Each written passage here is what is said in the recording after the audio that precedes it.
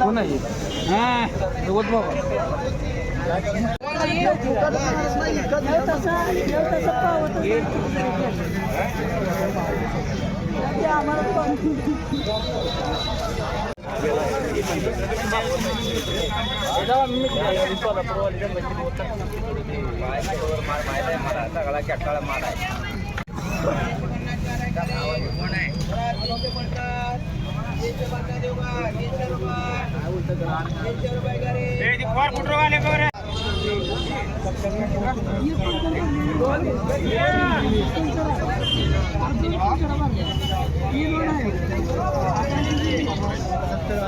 महादेव माळी राहणार गोपाळपूर तिथे माझी गुलाबाची शेती आहे.